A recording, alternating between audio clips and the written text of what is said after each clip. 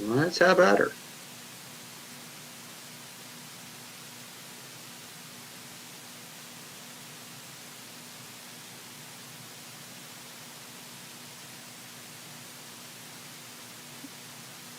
Okay, thank you, Andrew. Good evening, everyone, and welcome to our meeting of VC 18-2020 on the 8th of December 2020. This meeting is being conducted by means of electronic participation as permitted by Section 238, 3.1 of the Municipal Act 2001 as amended in the Town of Mono Procedure Bylaw 2020-42. The council chambers is not open to the public. This meeting may be viewed live starting at 6:30 and through the Mono Civic web portal. I'm confirming that there is quorum of council and call the meeting to order. Public notification of proceedings is being video recorded and broadcast. Reminding members of council that disclosure of pecuniary interest can be made now or at any time throughout the meeting. I've asked Councillor Nix to read the Indigenous land acknowledgement. We would like to begin by respectfully acknowledging that the town of Mono resides within the traditional territory and ancestral lands of the Tihonotante, the Atawandaron, the Haudenosaunee, and the Anishinaabe peoples. We also acknowledge that the town of Mono resides within the treaty lands named under Treaty 18, the Nottawasaga Purchase of 1818. These traditional territories upon which we live and learn are steeped in rich Indigenous history and traditions. It is with this statement that we declare to honor and respect the past and present connection of Indigenous peoples with this land, its waterways, and resources. Thank you, Councillor Nix. We will proceed with adoption of the agenda and also the previous minutes. So at this time, the motion that council approves the agenda of session VC 18-2020 as circulated. Could I have a mover? Moved by Martin and seconded by Magdalo. And is there any additions? Seeing none, then I'll ask if there's anyone opposed to the motion. Okay, so there's none in opposition, so that carries. And the next item is that council approves the minutes of session VC 16-2020 and VC 17-2020 as circulated. Could I have a mover? Moved by Nix and seconded by Creelman. Is there any discussion on those minutes? Seeing none, I'll ask if anyone's opposed to the motion. Seeing none, I'll deem that as carried. And so we will now go into closed session of meeting. That council moved into a closed meeting pursuant to section 239(2) of the Municipal Act 2001 as amended at 6:33 p.m. and for instructions to be applied to negotiations related to a pound keeper and animal control officer agreement. Could I have a mover? Moved by Martin and seconded by Nix. Anyone opposed to the motion? Councillor Creelman? I'm just wondering whether we can address another matter in closed session having to do with an enforcement order. Okay, Mr. Simpson, do we need to add that to the items to be discussed? Absolutely. If we're going to discuss it in camera, then it needs to be added to the resolution. So it could be that we're going in. We've got the one resolution and we'll add to that. This is Deputy Mayor Kerman, you said for an item that's bylaw enforcement. Is that it? It's an outstanding bylaw enforcement order that hasn't been resolved yet. Okay. So for an item identifying a individual. Okay. So that is That is clear to everyone then, that that's what we are going to also be discussing in closed session. So with that addition, I'm going to ask, is anyone opposed to going into closed session at this time? Seeing none, we'll deem this motion as carried. And so I'd ask that that Andrew, you discontinue the video recording at this time.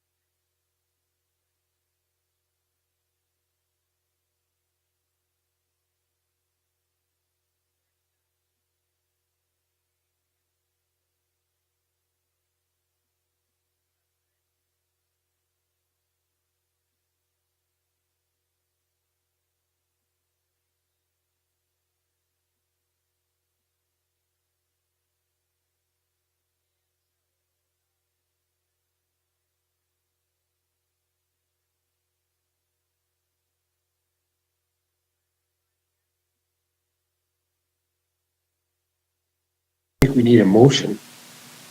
Well, I thought we were supposed to read it in public. Is that correct, Fred, or no? That's correct. So once Andrew has us back broadcasting, then can carry the motion. Okay, thank you, Andrew. Okay, so I have a motion that we rise from in-camera session at 7:01 p.m. and direct staff to enter into negotiations to provide animal control services for the town of Mono. Did I have a mover? Moved by Nix and seconded by Angelo. And any further discussion? And is anyone opposed to the motion? Seeing none, that's carried. Okay, so now we're back into public session. We are on our agenda at item 2, which is proclamations, and there is none this evening. Now we are open to public question period. Mr. Simpson, do you have any questions from the public? We have one question from the public. I just want to confirm, though, because the individual indicated they might show up this evening, and if he has, then I'd like him to ask it in person. So if Mr. Bates is on the line,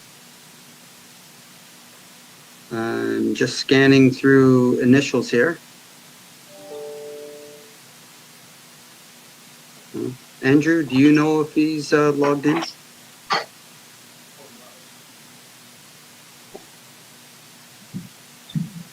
It's like Hollywood Squares, but I do see a mark on the bottom of mine.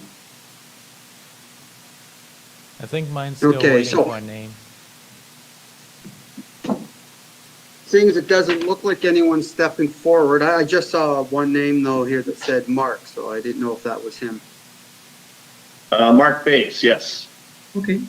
Welcome, Mr. Bates. Would you like to pose your question to council? I think the question was that why the town would not take action on the non-compliance regarding the light issue with my neighbor. Okay, from my understanding, we had legal advice that it was an issue that the condominium board should be dealing with the issue. And if I'm in there. Well, why would the town confuse their bylaws with the condo bylaws? Mr. Early, did you want to comment on that? Because the bylaw enforcement officer did go out to the site. Certainly, that was, you know, as Eugene originally did his initial analysis, the board made it very clear to us that they have lighting standards within their community, and they'll be the ones that will be enforcing them down the road. So we backed off. Yeah, you know, I've been consistent with you. This has been going on since June, when I first went to the board. And the board is actually in conflict of the declaration and the Condo Act, and I can't do anything about it. So the Condo Authority of Ontario suggests that I look up the Municipality Act to see if there's any bylaws that would affect this issue I'm suffering from. And so that's why I came to the town. And you do have a bylaw that deals with that. And like you said, your bylaw officer did come out, visit my home. Nobody on the board has ever visited the house to see the light intrusion, but your bylaw officer was kind enough to come out and he did see it. He did indicate that there was light intrusion on the house. He wrote a report to Mark Early, copied me on it, saying there was light intrusion. The town did write a letter to the neighbor, I think it was October the 7th, asking them to fix it by October the 16th.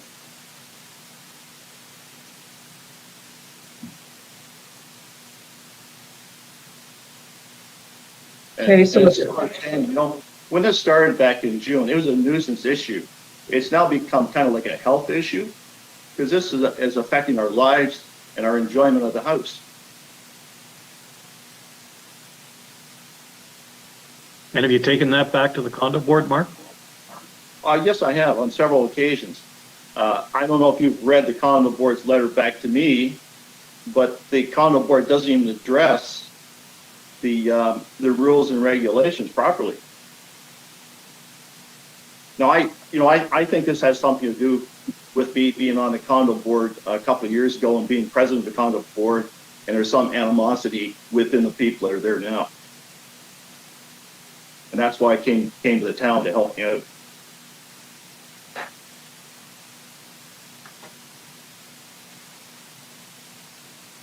Have you considered taking this matter to legal status in terms of getting some action through the courts? Well, I've talked to some legal people about it, but you know what? This is a simple issue. Your bylaw officer, in his letter to the offending people, suggested some very simple things to fix this issue. To take it legally, it's going to be $8,000 to $10,000 for a $25 light. It just doesn't make any sense. Okay. Is there anyone else on council that wants to comment on this? Okay. John? Mr. Bates, I think you're overestimating the cost of pursuing this. A private complaint. I talked to a lawyer. I talked to a lawyer the other day who specializes in condo law, and she told me it would cost $8,000 to $10,000. And in condominiums, it's not very easy to go after the board. It's very, very difficult. It's not very easy at all. Now, you folks have been out here to see it.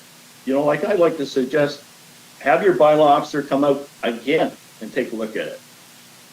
You know, I'm at my wit's end here. Like every night, it's like torture, and it's not fair. All right, Mr. Trotman. Well, my question would be, I've lived in a condominium, and we had a declaration as thick as, well, that thick. Yeah. And it covered many matters, including lighting. So my question back to you is basically, is this matter not addressed in the declaration, condo declaration? The declaration is very, very clear about this issue, but the present board refused to go by the declaration and the rules and guidelines. I think I sent Mark Early a copy of the condominium rules and regulations, and it's very clear about light intrusion. But I can't get the condo board to act on it. Fred, next. Should we maybe double check with our legal advice? I think we get on, I know we have a bylaw, Mr. Bates, and we have exercised it once that I can remember. But that was a clear case of two property owners side by side. Our bylaw, it was clear jurisdiction. Where I get queasy is we're dealing with a condominium here that has its own rules. I'm not a lawyer, but I think, just a sec, with respect, Your Worship, maybe we should double check with our legal advisor as to when and in what cases would our bylaw start interfering with condominium rules. Like that's squishy ground, I think. Anyway, my only comment, Mr. Bates, is I think we as a council should maybe double check with our lawyer on this. Okay, but the condominium shouldn't be an island unto itself. You know, we're part of the town. We pay our taxes to the town, and we're covered by the bylaws. If somebody's suggesting that the town bylaw isn't in effect because we're in a condominium here, that means that we don't have to obey any of the town's bylaws. You know, they're two separate things. And if the board isn't doing what they're supposed to be doing, I have to go somewhere else to try to fix this issue. And the town has a bylaw about light intrusion. Your bylaw officer was in my house. He witnessed it. He's written letters to you folks saying that there is light intrusion here. Yeah, I hear you. It's just that in your case, we've got two sets of rules, town bylaw, condo rules. And I would like to know from our lawyer Yeah. Which set of rules takes precedent over the others? Okay. And I think what was being said, Mark, was that because there is a guideline or a rule within the condo board over this particular issue, the town is stepping back. The condo has that. We're not saying all bylaws shouldn't be enforced. We're saying that in this case, the condo declaration specifically addresses light intrusion, and you should be dealing with them. Well, I have dealt with them, but to no avail. This started in June, and this neighbor has had light issues going back to 2013. So it's not a new issue, but they did fix their lights as we told them to fix them. And just lately in June, they changed that outdoor light, and it shines directly into our living area and our bedroom area. And your bylaw officer has been here to see that. John? Mr. Bates, I'm just curious as to whether there is a remedy available to you through a provincial entity that oversees condominium boards. Well, the problem with that, there is a condo authority of Ontario that just started up this year to help people like myself deal with these, so you don't have to spend a lot of money trying to get the condo board to, act towards the declaration. Unfortunately, the government hasn't put light issue for them to monitor. If you go to their website, they have a whole section on light issues, but they can't react to it or they can't monitor it with the boards yet. The government hasn't given them the approval to do that. My suggestion is approach it as a nuisance issue. Well, that's what I'm doing. With the provincial entity. They don't do I anything. would find it hard to believe that they don't deal with nuisance matters, They whether don't. it be specifically light. They don't? No, the Condo Authority of Ontario, which just started up recently within a year, they deal with pets, they deal with storage, and there's another item, I can't remember what it is. There's only 3 items that they're dealing with right now. Do they deal with noise? I don't think they do right now, no. Okay, I think this is an avenue that should be pursued because, frankly, we will in first instance look to the condo authority to enforce its own rules. And I think that's what we're doing at the present time. And then look to the province that regulates condominiums to require a condo board to enforce its own rules. Well, That's just my the present- suggestion off the top of my head. Yeah, the present setup won't do that. I mean, there is a condo act, okay? There is a condo act, but for me to enforce that condo act and to get the board to enforce the rules and regulations, which they're not doing, okay, is very, very hard and it's very, very expensive for a condo owner. That's why the Condo Authority of Ontario started developing themselves, but they're not at the point where they can cover all the issues right now.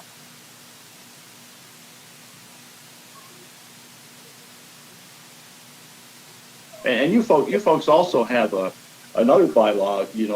It's a code of ethics, and that says that the town employees are supposed to encourage public respect for the bylaws and policies of the town. I think we're confusing the 2 bylaws, and we shouldn't be. I think we should be just looking at the one bylaw. And your guy was out here. He knows what it's like. And I invite anybody else to come out and see it. Okay, Ralph? Mark, isn't there some kind of a local fix that you can effect without going through all the regulations and stuff? I take it that the biggest problem for you is your bedroom. Is that right? Well, it's the main family room actually, Ralph, and then it shines down the hallway where we have to close our bedroom door at night. Right.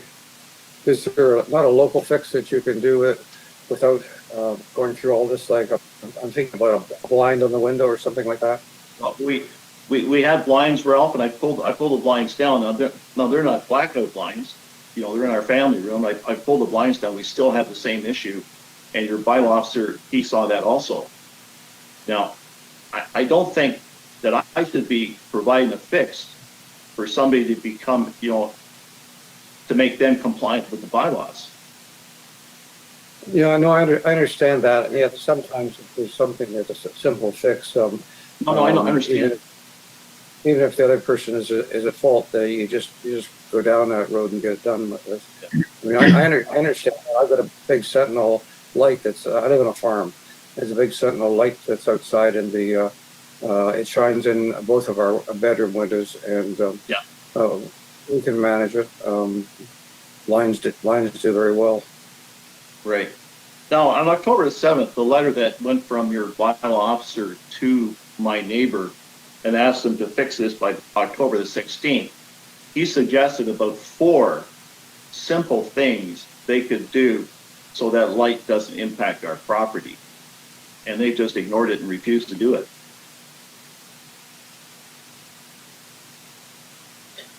Okay, any suggestions from council as to any further action we would take? Sharon? Well, I don't know about action that we can take. And I know this is very frustrating for you, Mark. I understand that. But if I'm living in your house, I think I agree with Ralph that I've got to find a way that I'm not upset every single night because of this light. And while it's going through the rest of it, I really would suggest that you do something for yourselves. And yes, keep talking to the condo board and you said that there's a provincial group, and perhaps they will be picking up on these other things. You say no, there's not a noise issue part of it, and there isn't a light intrusion part of it, but perhaps there will be. So I would be taking care of myself if I were you, and still pursue it. I'm not saying don't, but you know, this is it really has to be the condo board. I don't know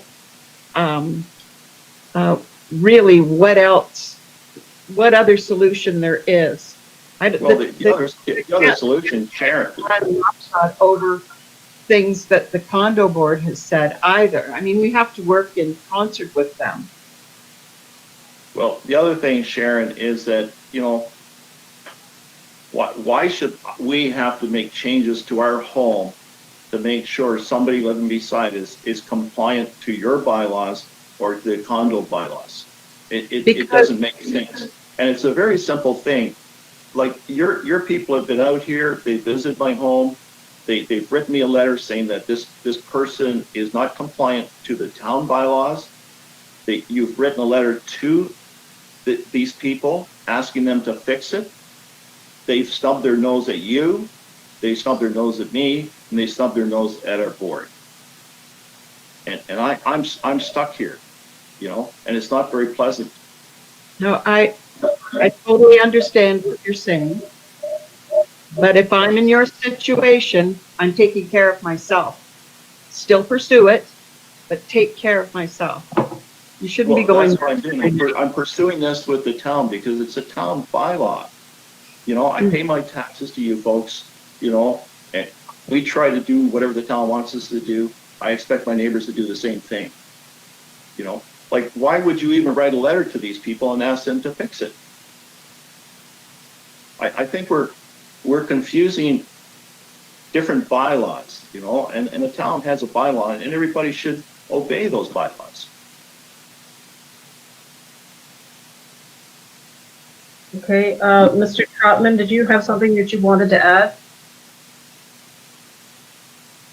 Well, I was just checking online while everyone was going through dialogue. I was having to find a site here online, condominium lawyers in Toronto, and they're saying that where there's local municipal bylaws and declaration, the first pursuit should be through, if there's a contravention of a municipal bylaw on condominium property, the issue can be dealt with as a breach of the Condominium Act declaration rule. So That's Condominium Act 1998. I think that's still the prevailing act as far as I know, as amended That's perhaps. I'm not sure if that helps you, Mr. Bates, but it seems to me No, I that think- what these condo lawyers are saying is it should be or ought to be, as hard as that appears to be, being dealt with through the condo declaration. And that's just what I'm reading online from condo lawyers. It's almost impossible to get a board, if they're not following the Condo Act properly, which this board is not doing right now, and they're not following the rules and regulations in the declaration, for a person to take them to task is almost impossible. It's very difficult. And that's why the government is creating this Condo Authority of Ontario. Okay, but right now they don't have the authority to cover all the different things that condo people go through. Maybe somewhere down the road, a year or 2 years from now, they will have it. And the reason they're doing that is because it's so expensive for condo owners to take condo boards to task when they're not doing their job properly. Now, in that Condo Authority of Ontario, if you go through there, they list about light issues, and they thought they were going to be able to get that, but the government didn't allow them to control that right now. Now they have a big write-up on light issues, and you go through that, they say, write a letter to the owner that's causing you problems, which I've done, go to the condo board, which I've done. Then they say, if nothing else works, check your municipality. Maybe they have a bylaw. And that's what I did.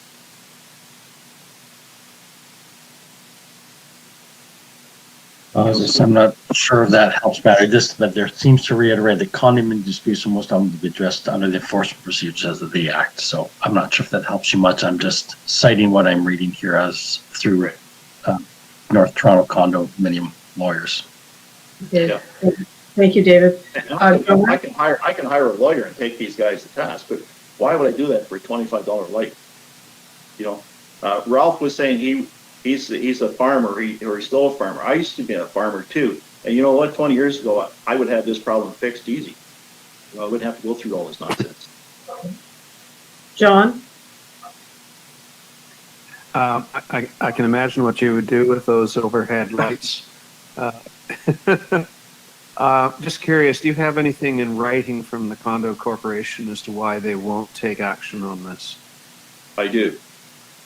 Would you like me to read it to you? No, I don't need you to read it to me, but I think it's something you should send to Mark I do. if you haven't You know what? I think why I'm in this problem with the town is because I sent Mark Early a whole hockey sock full of documentation since 2013 with this neighbor concerning light issues. And I think that's why I'm in this position right now. Because everybody's looked at it and they say, oh, it's a condominium problem. They should look at it.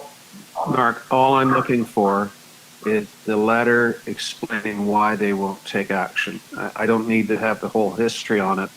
I will follow up on that with Mark, but I'm just curious as to what their reasoning is, why they won't follow up on it.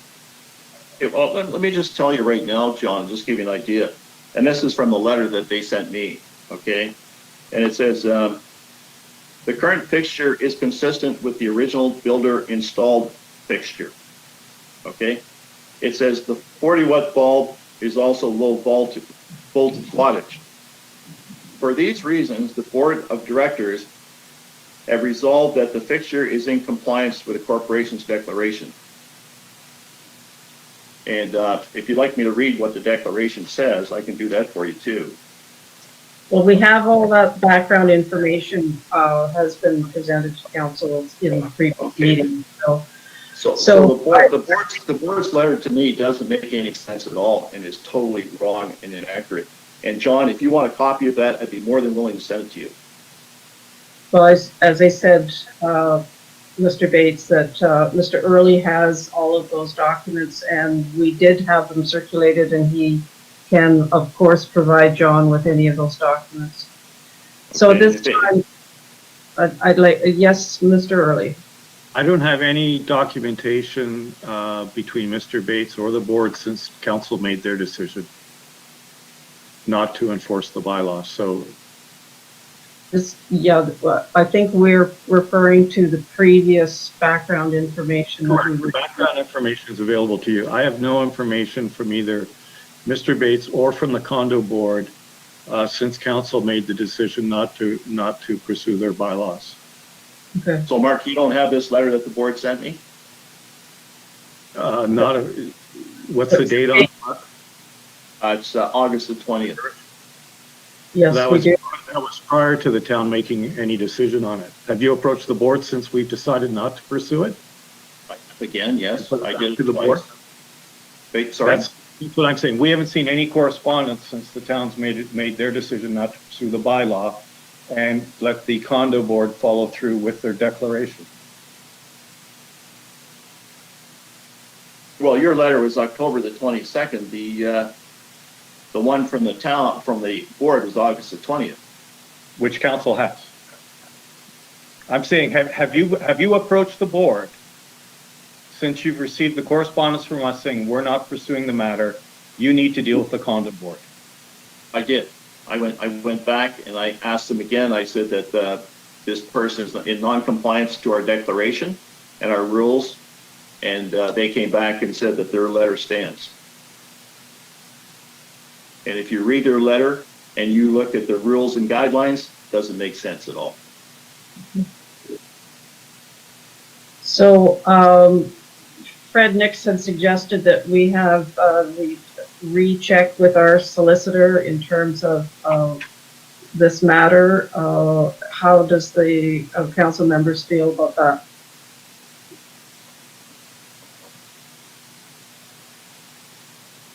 I agree.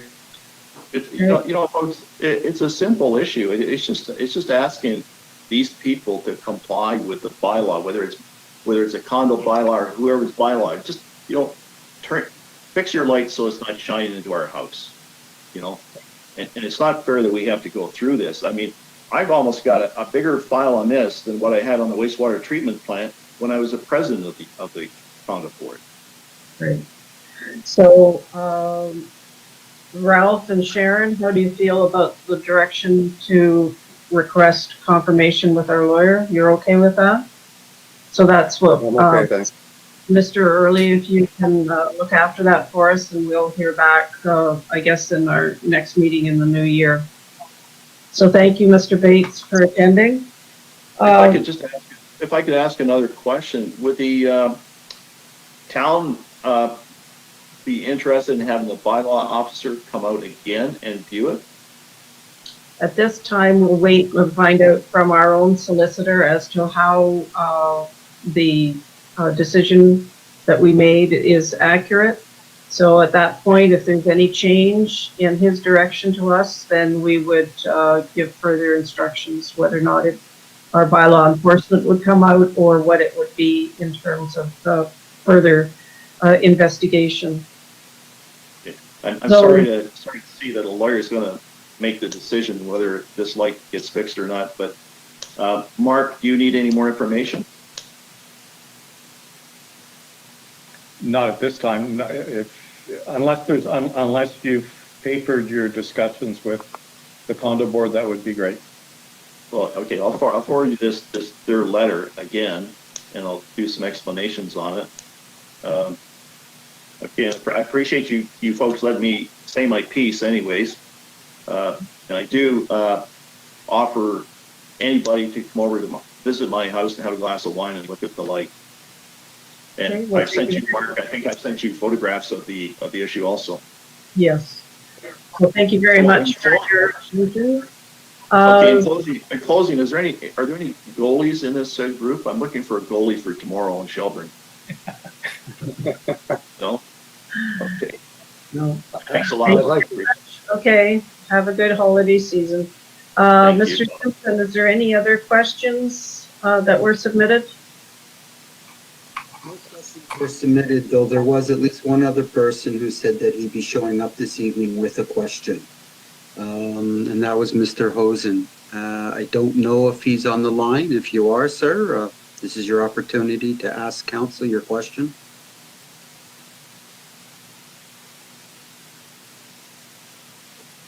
Doesn't appear so, your worship. Okay, well, maybe if he does sign in at some point and if council is willing, we could entertain the question at that time.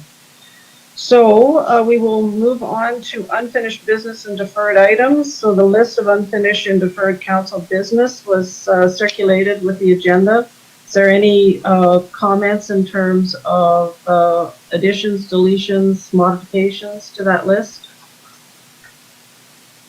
Councillor Magdalo? I may be ahead of you. I just wanted to discuss one item. Yeah.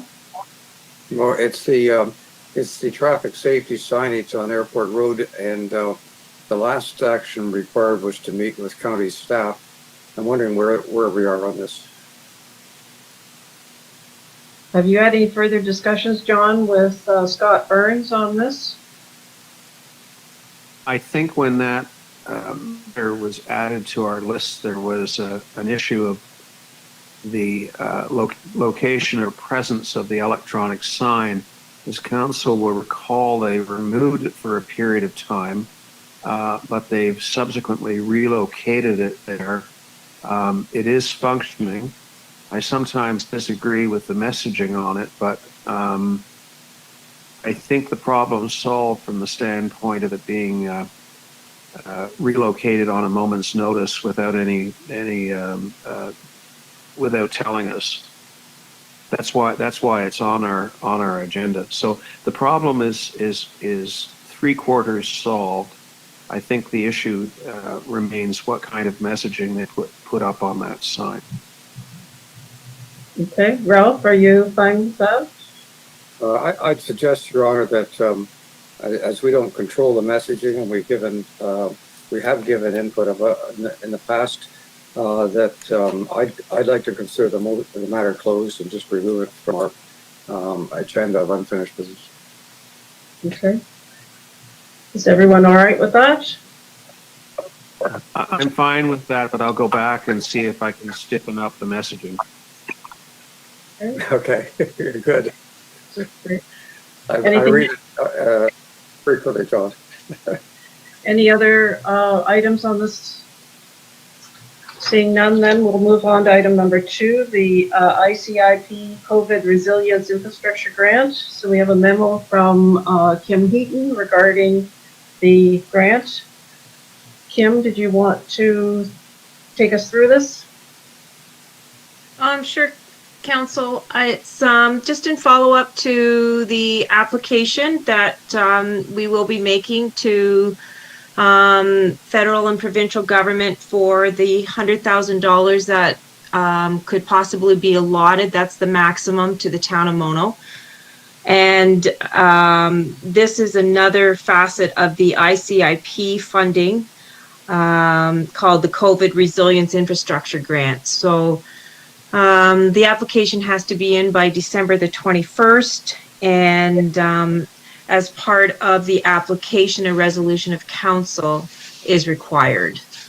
Okay. And I'm sorry, this is for the Island Lake Family Park, and it will go towards the tennis court installation up there. All right. Any questions of Kim on this report? And seeing none, we have a motion that council for the town of Mono endorses the application under the Investing in Canada Infrastructure Program COVID-19 Resilience Infrastructure Stream in the amount of $100,000 towards the construction of 2 tennis courts at Island Lake Family Park. Could I have a mover? Moved by Magdalo and seconded by anybody? Oh, Fred, Nix. Any further discussion on that motion? Seeing none, I'll ask for if anybody's opposed. Seeing none, that's carried. Okay, thank you, Ken. And so now we're on to 2021 budget. So Les has provided us with the final budget document. So Les, did you want to take us through this, please? Thank you, Madam Mayor. The memo is pretty well straightforward. All the changes that council went through the last couple of meetings is now in this final budget. we had to, well, council was looking at eliminating 1,089,000 approximately. That has been achieved. We're within the 1% inflationary increase. This final version does include, I guess, commissioning of the washrooms at Monora Park, and council achieved that by further reducing the guardrails. Basically, we're at a point now for final acceptance, if council is ready for that. Okay. Councillor Nix? Yeah, I'd like to compliment Les on a great job that you did. And it was difficult. And also, I was wondering if I could take this box of Kleenex to our Director of Public Works. Okay, well, thank you, Councillor Nix, but it is a team effort, and obviously under COVID conditions and the office working 50% of the time apart, it was a little trickier, but I mean, we do have a good group here, and it does make my job easier for sure. Okay. And I see you had received one comment on the budget, which didn't really apply to the budget specifically. Have you responded to that comment? I just asked the resident if we could forward it to council. I know council was interested in what is being suggested. I think the Director of Public Works was coming back with something. Right. Okay. Any questions of Les with this final package? Okay, seeing none then, we have a motion that council approves the 2021 final budget except page 27, library services and notes. Could I have someone move this? Moved by Creelman and seconded by Nix. Madam Mayor, if Yes. I can, this is the motion that separates out library services for Orangeville, and I filed my declaration moments ago. Okay, thank you. Okay, so if there's no further discussion on the motion, I will ask if anyone is opposed to the motion. And seeing none then, that is carried. And so the final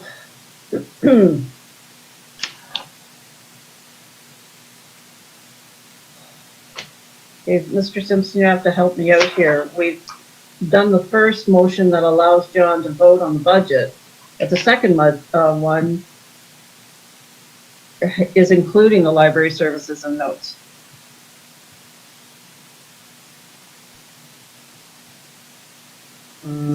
Okay, so we've done the first one, that council approves the 2021 final budget except the library notes, and then approves page 27 of the final budget.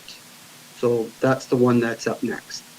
And that's the one that Deputy Mayor Creelman won't be voting on.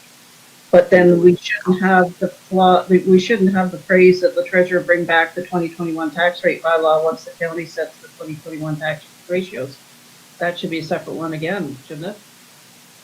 Well, it doesn't have to be. If the Deputy Mayor Creelman's okay with technically not voting on that one part. It is a technicality because the treasurer is going to bring that back one way or another. Okay. John, how do you feel about that? Yeah, to be clear, I'm not voting on the allocation to the Orangeville Public Library. Right, but as they said, this particular motion now is also including direction to the treasurer to bring back the tax rate bylaw once the county sets the tax rate bylaw. And my question is, should that be a direction under a separate motion, or how should we deal with this? Because I don't exclude you from voting on that part. That's not. Yeah, I don't mind voting on a motion to bring back the tax rate. Where I have the difficulty is voting on a motion to approve a budget that contains an amount to the Orangeville Public Library. Okay, so I I think the simple solution, Madam Mayor, is to break that motion up and have 3 motions in total. Okay, so is that all right with you, Fred? Oh, absolutely. Okay. Assuming that was directed to me. Yeah, okay. Okay, so this first motion, the second motion will be that council approves the 2021 final budget, page 21, library services and notes. So could I have that's moved by Fred Dix and seconded by Sharon Martin. And anybody opposed? That's carried. And then the third motion will be that the treasurer bring back the 2021 tax rate by law once the county sets the 2021 tax ratios. And could I have a mover? Moved by Martin. And seconded by Makelo. And is there any further discussion? I'll ask if anybody's opposed. And seeing none, that's carried.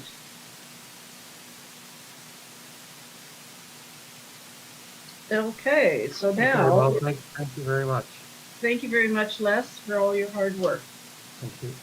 Now we're on to the CBC Island Lake Conservation Area Management Plan. And so we have a memo from Kim Heaton regarding the management plan and the attached plan that's being circulated. Kim, did you have anything that you wanted to add to your memo?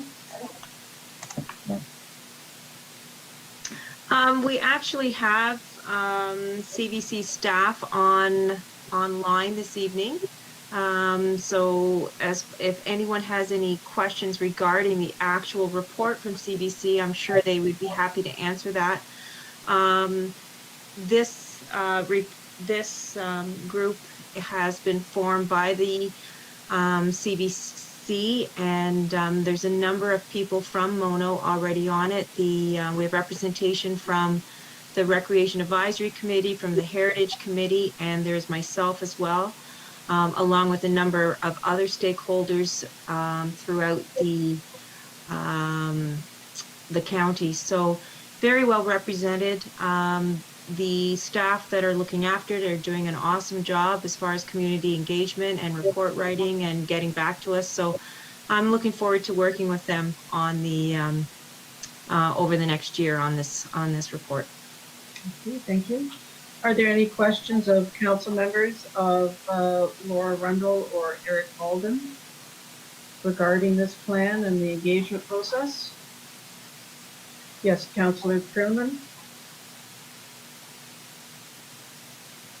Pardon the presence of my sidekick here. Yeah.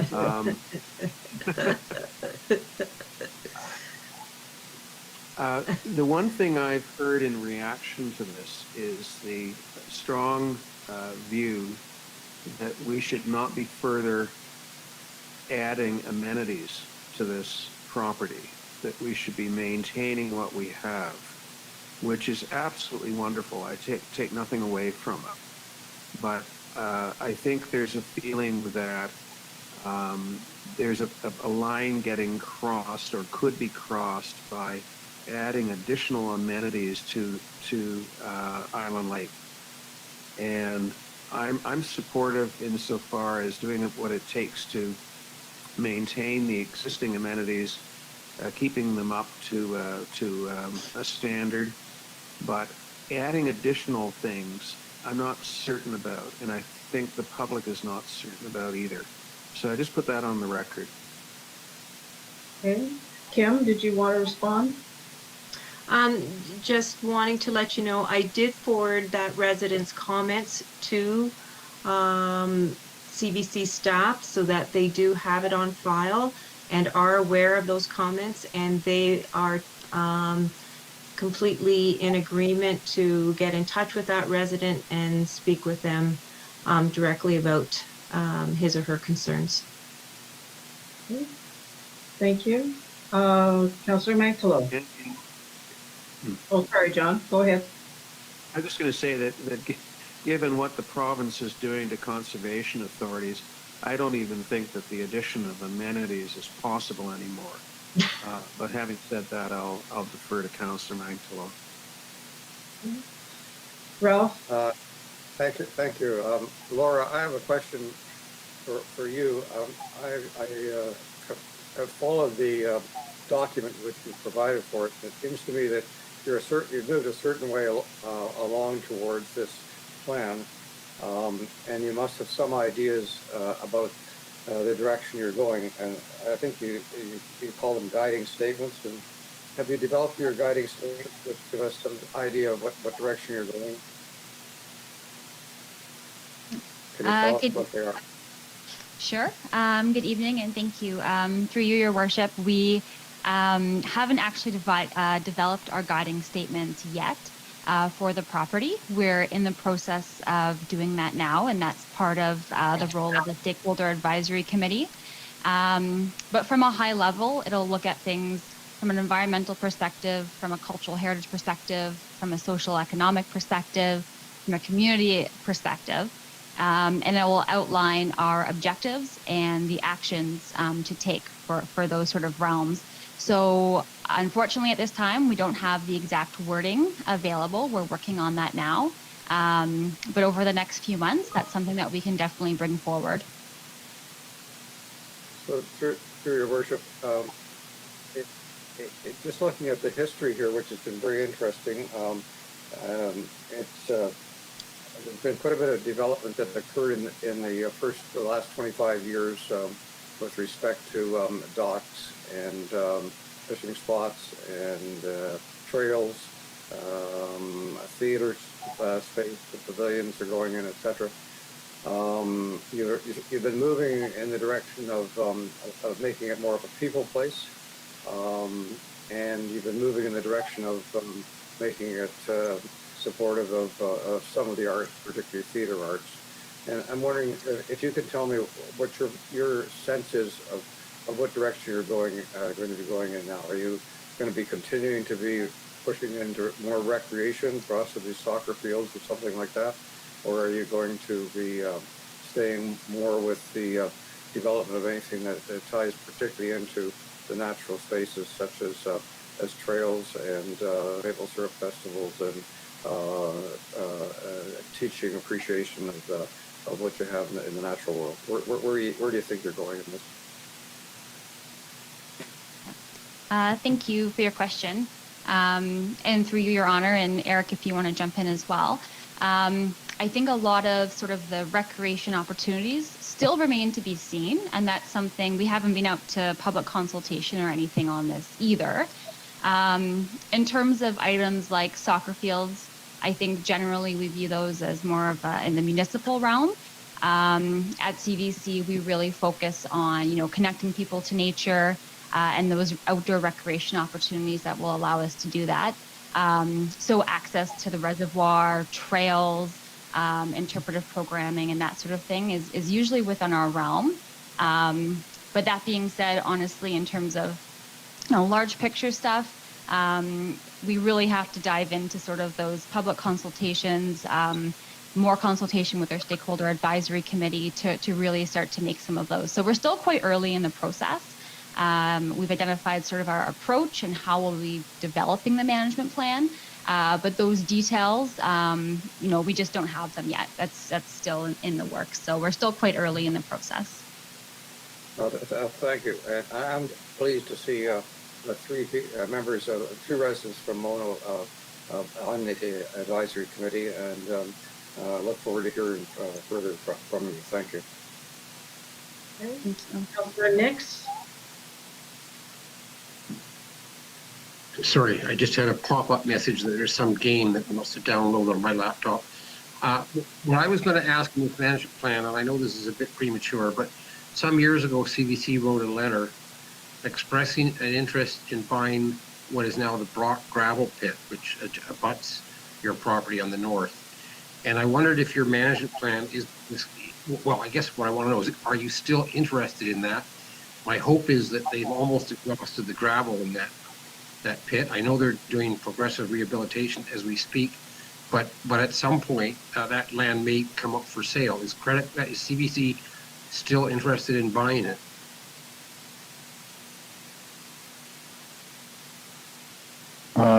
Through you, Your Worship, it's Eric Baldwin, Manager of Land Planning at CVC. To perhaps avoid any confidential issues here, I'll just say CVC is interested in looking at acquiring properties around Island Lake that can help us out and help us meet our objectives. We have over the years been in touch with the various owners of that pit, and we continue to explore all of our options. Okay. Any other questions regarding the report submitted?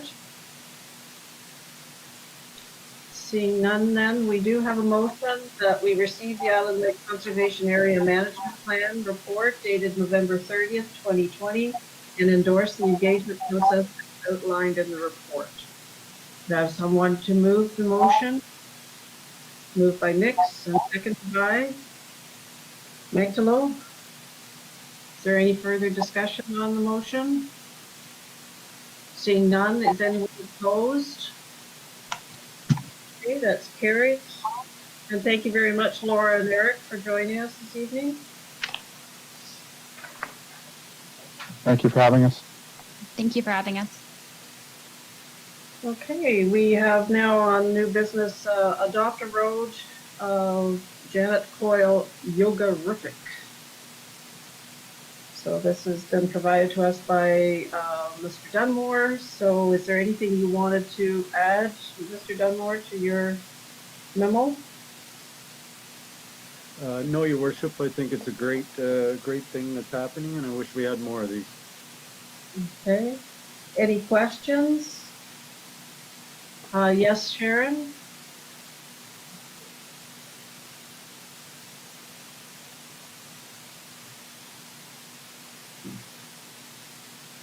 Your mic isn't.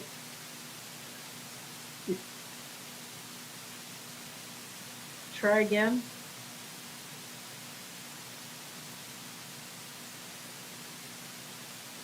No, nothing.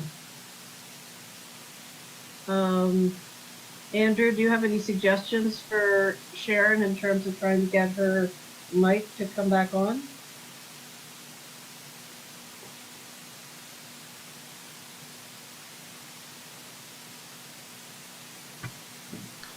It looks like she might have to leave and hop back on. Okay. Did you hear that, Sharon? If you can log out and come back in again? Okay. Fred, did you? Oh, no, it was Ralph. Question, Your Honor, to Mike. Mike, do we have any other adopted roads in town?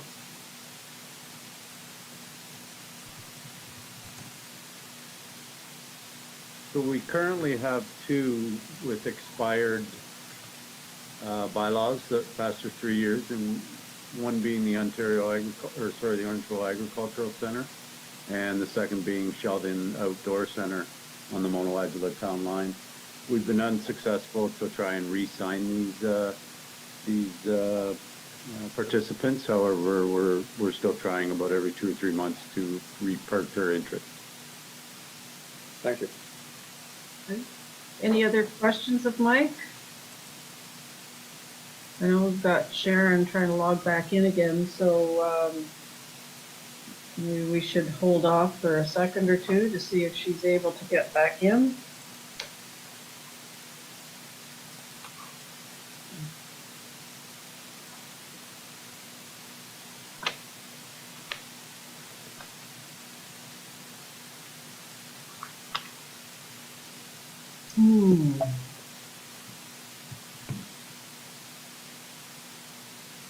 Yes, Ralph.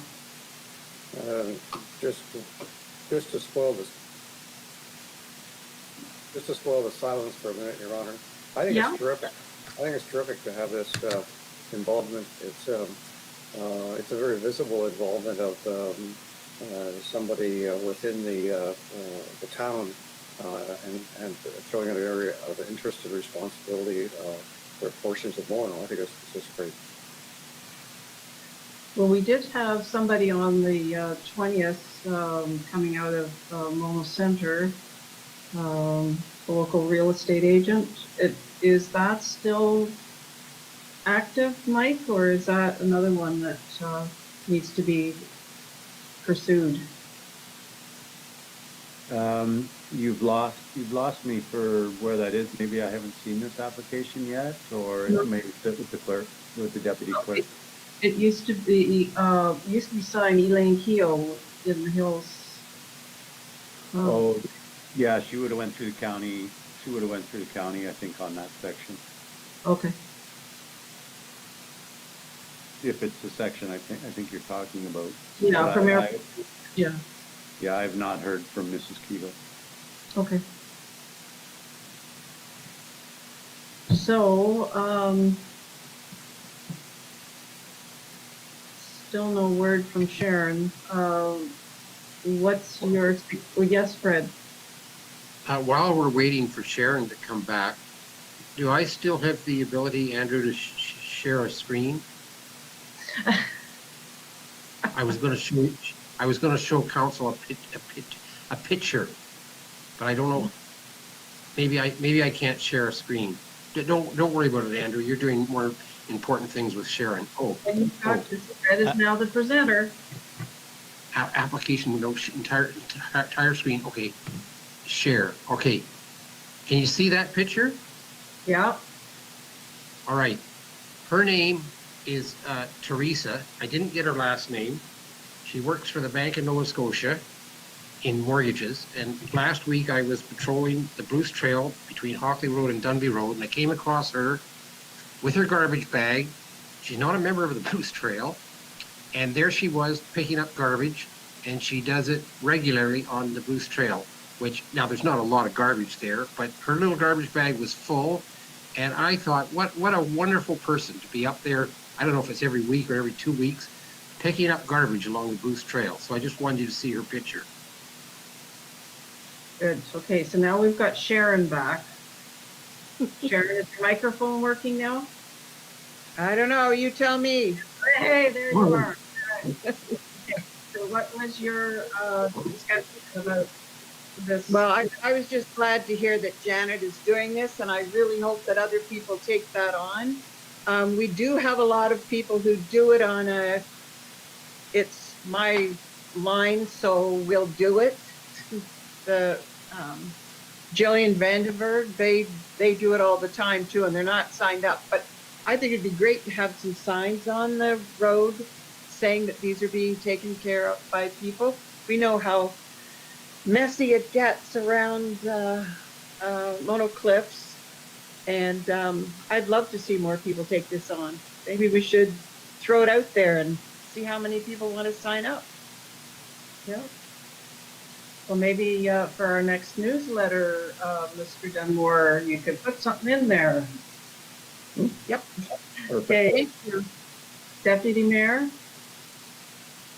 I was just going to say, I think we need to go back to that one day in spring where we mobilized the community. It used to be Earth Day. Yeah. But it doesn't have to be Earth Day. Yeah. Okay, so we have a motion that we introduce and give the necessary reading to a bylaw authorizing the town of Mono to enter into an agreement with Janet Coyle operating as Yoga Riffic, substantially in the form as attached to Schedule A to the bylaw, that it be signed by the mayor and the clerk of the town of Mono, sealed and engrossed in the bylaw book. Can I have a mover, please? Moved by Martin and seconded by Magdalo. Any further discussion? Seeing none, is there anyone opposed to the motion? Okay, that's carried. So now we're at the time for our delegation from the SDR county plan, and we had asked for members of the consulting group to come and respond to any questions that councillors may have regarding the proposed format. So they're from Optimus, and so we have David Lynch, Jesse Burns, and Marion Alley. Welcome, everyone. Thank you. So is there individual councillors that would like to ask questions? as we've invited them here this evening to try to attempt to answer. Yes, Deputy Mayor. As the consultants will be aware, one of my pet issues is the whole question of combining efforts to purchase group purchase arrangements, buying groups, and it makes no sense to me that 7 municipalities or fewer than 7 would all be going out to market for a variety of goods and services.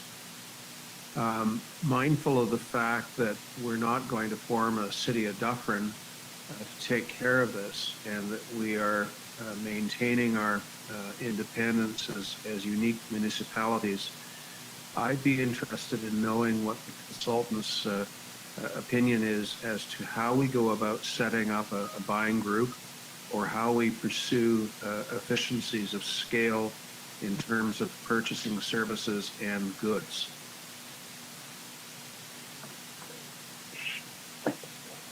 Sure. So, first of all, thank you for the question, and thank you for the opportunity to be here this evening and answer these questions. So, in our report, we do identify procurement, and obviously, as you know, it was an area that we looked into for the review. So, we did not look at the establishment of a joint buying group for the Dufferin municipalities specifically, but what we have done is a few things. So within our recommendations, we're first of all suggesting that there is greater collaboration from an understanding of procurement policies and practices and good practices in procurement across the region. So working together to make sure that through a working group, those policies and procedures are up to date and reflect all of the modern procurement guidelines that you need to be following.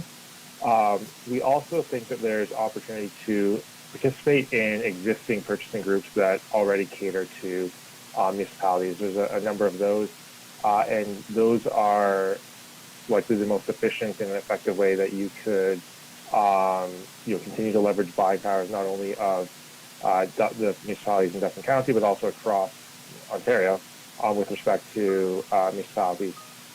And finally, we think that there's a lot to be gained through cooperation and coordination of purchasing at even what I would say department level. So, for example, things like fleet purchases and equipment, potentially purchasing or procuring contractors for some large projects.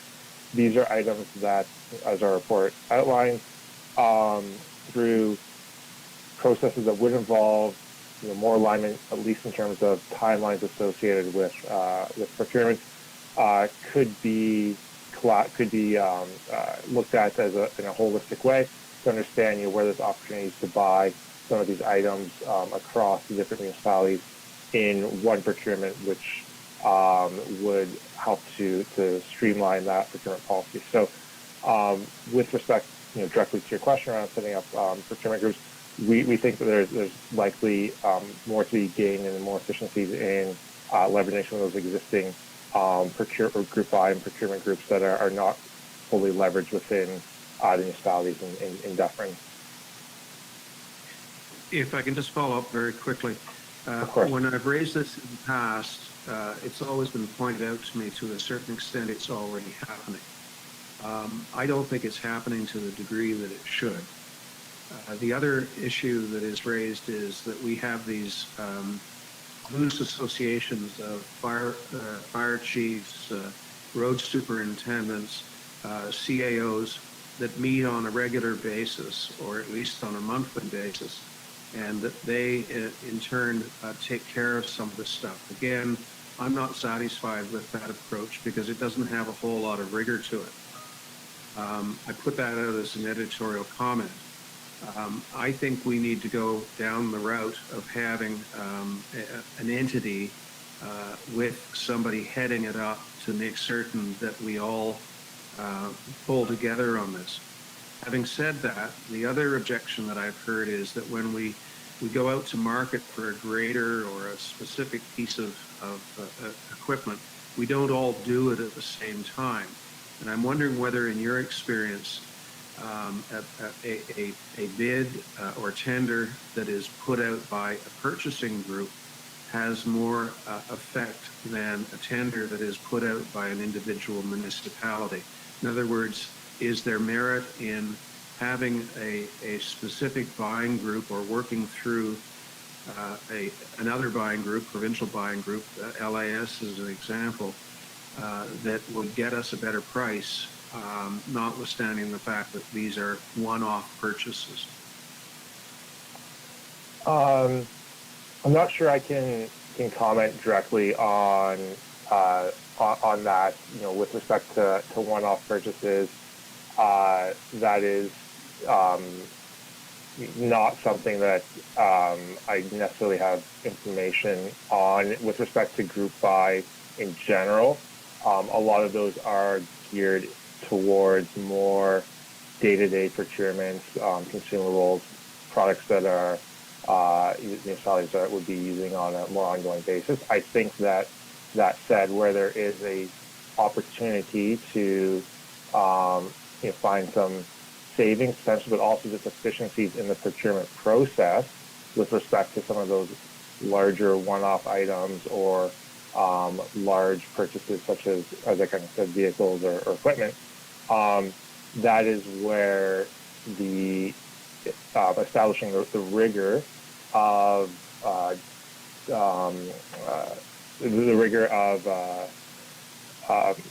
joint purchasing meeting. Sorry, of having a procurement working group, of having those associations of public works directors, of fire chiefs, have formalized agendas and meeting items that include procurement and include the procurement plans and capital plans for those departments as it relates to the replacement of some of these large items.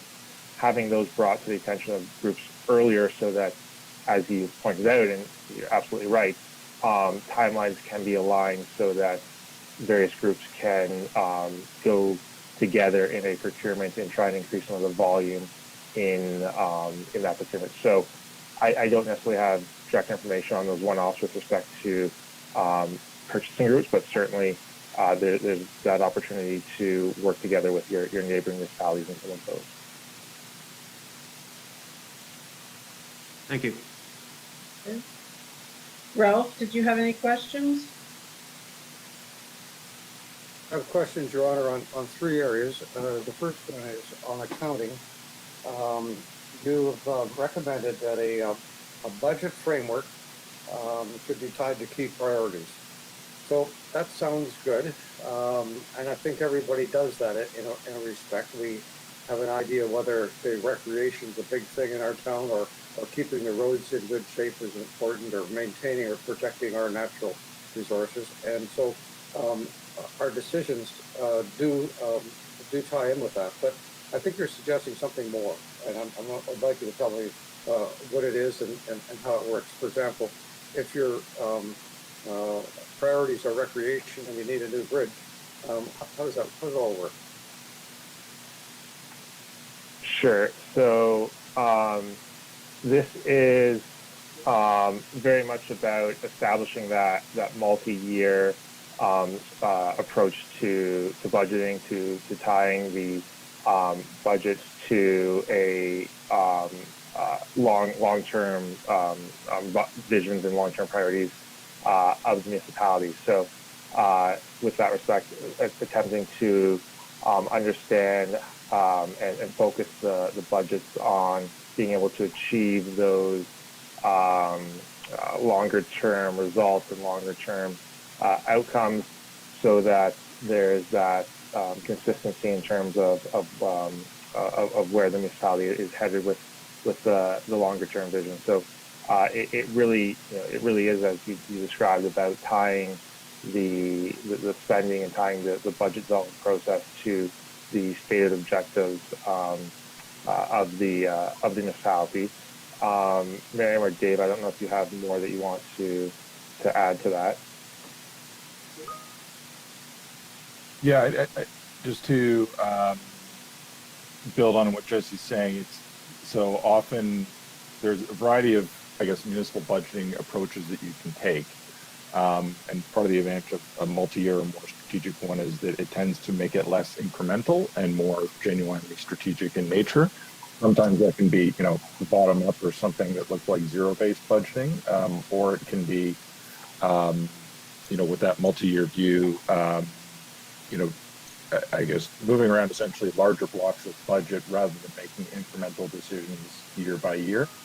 And then also tying that to genuine improvements in key performance indicators. So, and obviously you have to weigh that against the cost and effort of going through that exercise, but trying to get away from, I would say, an incremental approach to something more strategic and more likely to drive the outcome. So to your example of, a bridge versus recreation, tying that back to your strategic plans, tying that back to, what outcomes you're really trying to achieve in, whether it's an improved infrastructure or recreational outcomes that you're trying to achieve.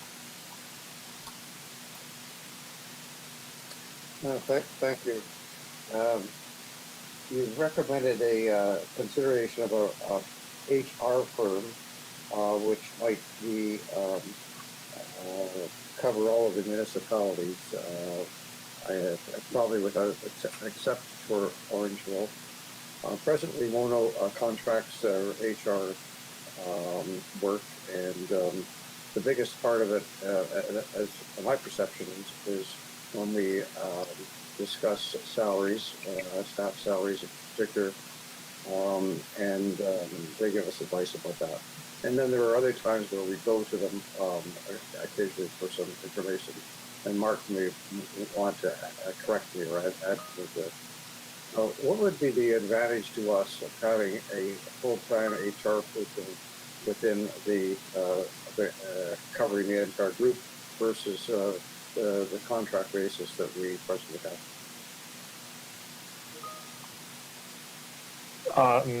So our recommendations were primarily focused on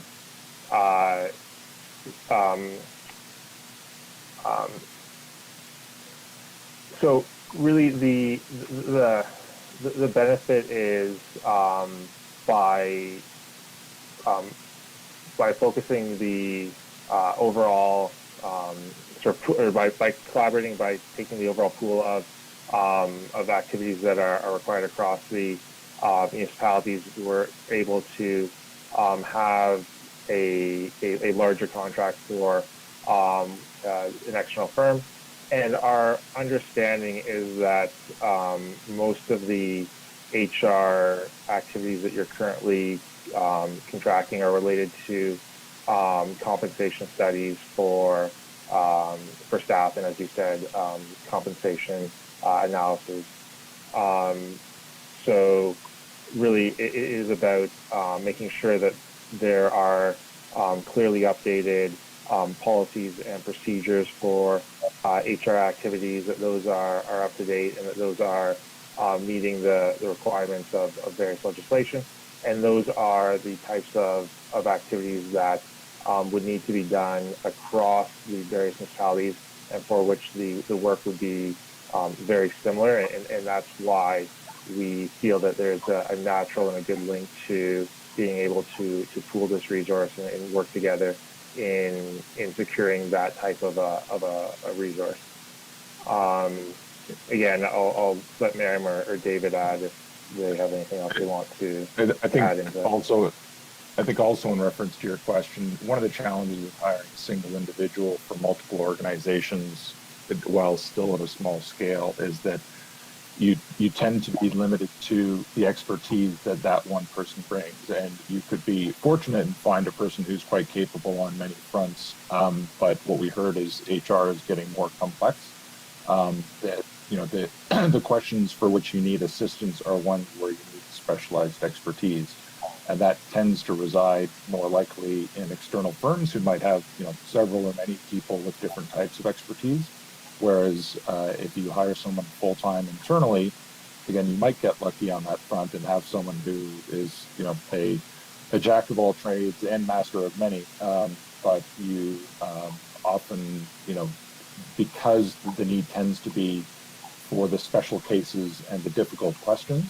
In this case, we tended to think that, you know, a full service firm that you're, as Jesse says, pooling your, you know,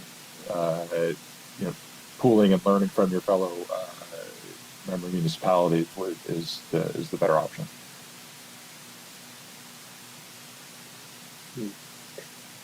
Okay, you haven't convinced me. And I understand the differences, but I guess we'll leave it there. The other, one of the suggestions there is with respect to recreational facilities which have boards, such as the Center Dufferin Recreational Facility, and for fire departments which are run by boards. We have two in Mono. As you probably know, we have four fire departments that cover Mono, and they're roughly spaced at the four corners of Mono. And two of these are run by fire boards, and two we do contract services with Orangeville and Pelton. And you recommended that it might be beneficial to bring the fire department and bring the recreational board within a municipality, within municipalities of this. The organizational structure and governance of it would be through the municipality. Is there any evidence that that's any better? So what we've done there, and this relates back to, I think it's important to note that fire services was added to our scope through sessions with Joint Council. It was selected as part of our scope, and specifically we were asked to look at the governance of these facilities and the operation of the joint boards of management. And in doing so, we had conversations with municipal stakeholders, fire chiefs, fire boards, chairs. And in our conversations, what we heard was that there's a number, and what we documented in our current state report, were a number of issues and gaps with respect to that structure and that governance, and those were around the separation between the municipality and the fire boards, and having a structure in which the fire department is not necessarily provided with the oversight or some of the resources that are required for a modern fire department. So and getting to your question directly in terms of you know, sort of the evidence or the reason for making this recommendation, the fire board agreements provide reference to support only related to treasury and secretariat duties, and are silent on many other critical functions of modern public sector entities such as procurement, HR, IT and cybersecurity, so on and so forth. And as a result, it's not clear the degree to which the fire department, and specifically the fire chief, has access to these types of expertise and these skill sets. So the recommendation of bringing those structures into a municipality is to ensure that policies and procedures are not just in place, but are also are followed, are updated regularly, and there's day-to-day oversight and accountability for those functions. So with respect to the overarching recommendation, it is our opinion that it's good practice, it's good governance practice to make sure that these areas of expertise, these skills, are are accessible for the fire department, and that is ultimately why we have made the recommendation that we have. It's based on good practice of governance and structuring services within the public sector. So my question was there any evidence that these departments that function within municipalities are better? You know, I understand your rationale, but does it really work out that way? So I'm not aware of any study that has specifically focused on understanding, issues or incidents that have occurred because of the structure of firewood. I'm not aware of that.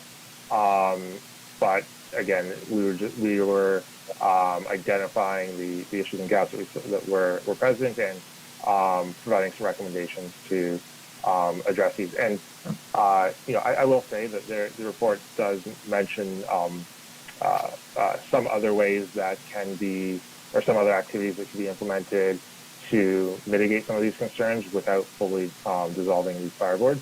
And that may be a direction that the council wishes to pursue.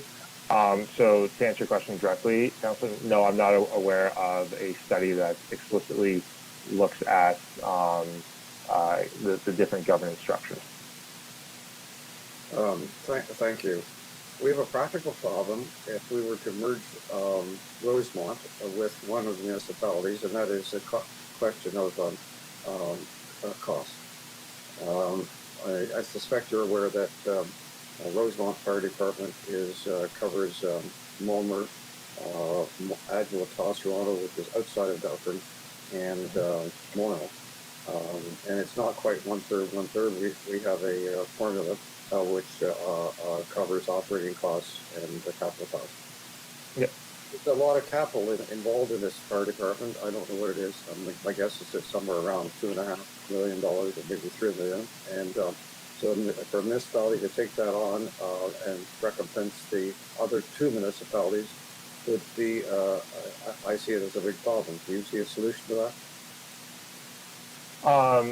Well, I think that there would still need to be a fund. So with respect to the funding of the department, the recommendation related to governance does not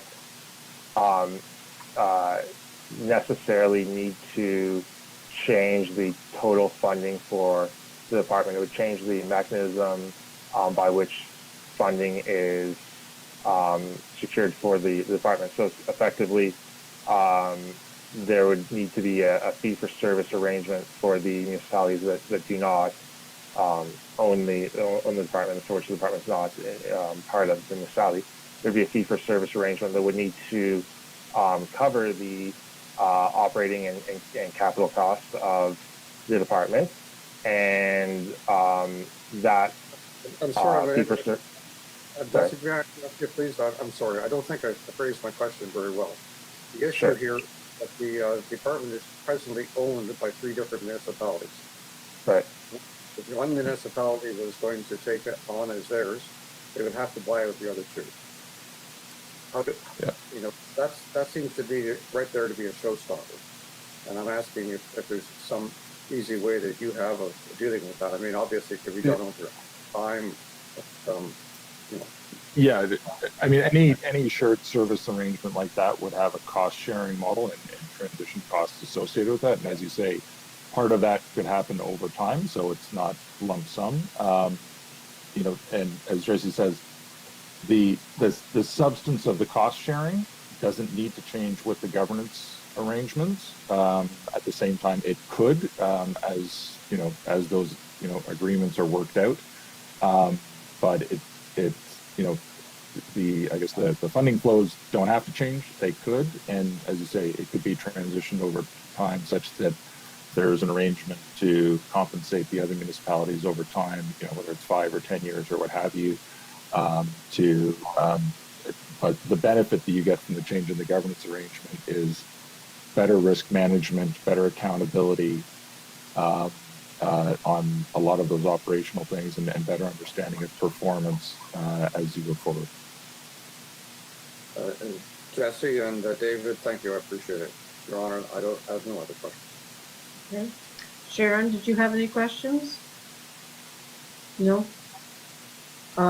Just from my own perspective, the comments made about fireboards and indoor recreation facilities, etc., it is going to be very problematic to make the changes that you're suggesting, because what's very clear in Dufferin is you have 3 large urban centers, Shelburne, Orangeville, and Grand Valley, and then there's the rest of us.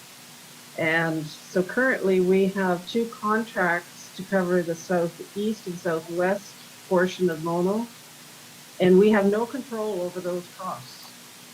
And they are going up exponentially every year. We have no input, we just get the bill. The other 2 departments are jointly owned and operated, and we do have a say at the table, and we can control the costs. But the problem is that Shelburne has now grown significantly, and I can see that they are going to want to go the same direction as Orangeville has, and then we'll have a 3rd contract service for fire coverage. So I don't see this as being any kind of a governance issue. I've been on council for probably, people would say, too long, close to 20 years. I've been part of the Rosemont Fire Board for as many years as possible. And we have a great exchange with our funding partners in terms of the expertise from staff, HR, IT, all of those things are made available to the department, and our fire chief has no complaints. So I'm not really sure where these issues are coming from that is considered to be something that this service delivery review needs to identify. And the same thing goes with the arena. The Shelburne Arena is a very large facility, and it is owned by Shelburne. So if Shelburne wants to take it over, they should do it, and then just let us pay a fee to have our residents go and use the facility. But we don't hear any of this. So this is kind of disturbing with this report coming through. In other words, that we're doing everything wrong and we need to change. And so that's just my 2 cents worth. I don't know if any other council members have any other questions. Seeing Sharon? No, I was just going to say thank you to our mayor for saying exactly what I wanted to say. Oh, okay. We've covered. So if we don't have any other questions from council members, we do appreciate you taking the time to come and answer whatever questions that we have, and hopefully you can take some of our comments into consideration as you continue on with your project. And thank you very much for your time this evening. Oh, our pleasure, and thank you for the time that you've all spent in reviewing the report and for your feedback. It's very appreciated. Thank you. Thank you. Okay, so we are now at Schedule A. So I'll start with Ralph. You've got your microphone on. Did you have anything on Schedule A that you wanted to ask about or comment on? Well, Your Honor, I have to comment on the Schedule 6 of the Bill 229. It's been very interesting seeing the pushback on this. That's my knowledge. It hasn't gone to legislature yet. The most recent pushback was by the Greenbelt Committee, where David Cromley resigned, and then 6 members of the committee resigned in protest. It's whether or not the government is going to respond to this remains to be seen. But it's a little disturbing when they brought in an amendment to the amendment just at the last minute. I guess it was Wednesday night last week, which was as somebody aptly said, it was not only putting in the knife, but it was turning it. So this is about, I think this is just a, you know, we have a problem maintaining our natural spaces, and you lose them a little bit at a time, and 100 years later, there's not much left. You know, so they really have to work hard to protect them. And this, the items in this Schedule 6 allow for the minister to overrun the policies that have been established by the conservation boards with in good faith, and it really, I find it extremely disturbing. So that, Your Honor, is my rant. Fair enough. Thank you. Sharon, did you have anything on Schedule A? I would have gone the same route as Councillor Mangelo, so it's been done. Okay. Councillor Nix, did you have anything? No, but I'd like to thank Ralph for the leadership he's shown on Schedule 6, Bill 229. Thanks, Ralph, for all your hard work. Yeah. Deputy Mayor, okay. So Deputy Mayor, do you have anything on Schedule A? I'd like to echo what Freddie said and add to the remarks. If the province wants to tell the conservation authorities what to do, they can restore the funding to the original level. There you go. They are down to a rounding point in terms of their support, their budgeting support of the conservation authorities, and that is shameful. Okay. I think it's about 2% at the NVCA, Ralph? About 2%. 2% of their total budget, it comes from the interior government. Around Okay. that point. Yeah. Okay, so we have a motion that we accept Schedule A to this agenda. Could I have a mover? Moved by Nix and seconded by Martin. Any discussion? Call for anyone opposed. Seeing none, that's carried. And so now we're on to reports of staff and council. So we'll start with Mr. Luca. Okay, thank you, Madam Mayor. No, I'm done. I'm gone. Thank you. No, all joking aside, tomorrow is that due date. Kind of odd for, just before Christmas, but as we all know, the 90-day deferral because of COVID. Also, we're in the process of our interim audit. Before the final audit comes in, the financial audit in the spring. They come in December. Usually a team comes in between 4 and 6 of them and go through our files, and it's done in a day. But again, we're working remotely with them. So it's taken between 3 and 4 days because now whatever they want to see, we now have to scan it and send it to them. But it's a slow process, but I mean, we're getting through. Kind of a wind down for year end. And that's it for me. Okay, any questions of Les? Yes, Fred? You have any issues with the accounting software you use that might be ameliorated if we, I don't know, join with other municipalities or the county? Are there issues there? Actually, we use the Keystone software. 3 other municipalities in Dufferin do use it as well, that I'm aware of. East Gary, Amaranth, Shelburne, and actually Malmer as well. So there's 5 of us. One thing that the municipalities do that the county doesn't, we tax bill. And over the years, I've stuck by the Keystone software because it has a really good tax billing software. It adapts quickly to any changes, and it works really well for us. Now, one issue about sharing software, I'm not sure how that would work, is licensing. Because every laptop or every computer we have, we pay a license fee per user, and Keystone's no different, or Microsoft's no different. I'm not sure how that would work sharing software with other municipalities. So that I would say that would be a hurdle. So given the recommendations that have been made in the whatever you call it, study. I mean, do you think there's something that we need to do with accounting software, or as long as you've got this software that you talk about? Okay, I guess my question is there anything we should do? I mean, it's been brought up that the CAOs, the clerks, the treasurers, we meet on a monthly basis. We do discuss this at the DMOA. I mean, we could bring it up, but I think different softwares, like there's like VIII gears for bigger municipalities.